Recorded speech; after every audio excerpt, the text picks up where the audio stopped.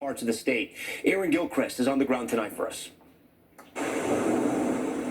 Heavy rain and strong wind pummeling Florida's panhandle.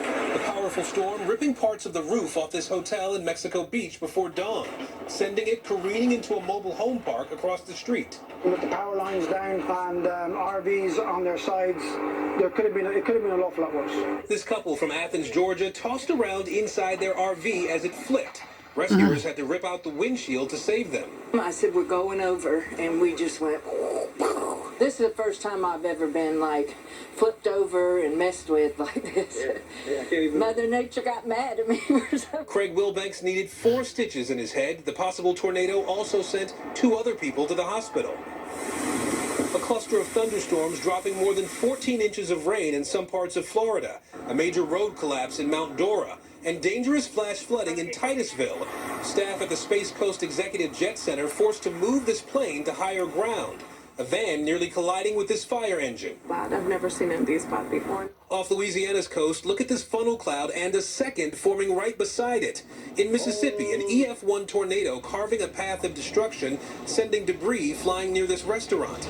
Back in Mexico Beach, Florida, drivers battling a deluge driven by ferocious wind, the remains of homes and debris strewn across streets. I was very, very scared. I thought that this could be it. Aaron Gilchrist joins us now live from Mexico Beach. Aaron, tough to tell what that is even there behind you. Well, Tom, you're looking at the roof of the hotel across the street that was ripped off and thrown across the highway here. Other parts of the roof landed on some of the RVs that are parked in this park. The fire chief talked to me, and he said that he was amazed and frankly grateful that the 3 people who went to the hospital only had minor injuries. Tom? All right, Aaron Gilchrist first. Aaron, thank you. Now to that nightmare inside a plastics plant in Tennessee. Police say an employee opened fire, killing 2 of his supervisors, and then barricaded himself in a home. Here's Emily Aketa.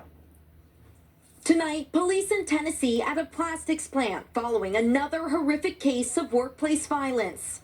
Caller said that somebody ran out of this residence screaming, saying that somebody was shot. Investigators say an employee at Barku Plastics shot and killed 2 of his supervisors shortly after 10 a.m. today. The suspect, who, what we understand, is an employee there who was probably in a meeting with his supervisors at that time. Police say the suspect, who they have not named, then sped off and barricaded himself about 20 minutes away in what's believed to be his home in Bradley County. This is actually Bradley County Sheriff's Office. Cleveland Police Captain Edie West showing the neighborhood where dozens of officers from the local and federal level have descended, trying to coax him out. But they ultimately found the apparent suspect with a self-inflicted gunshot wound.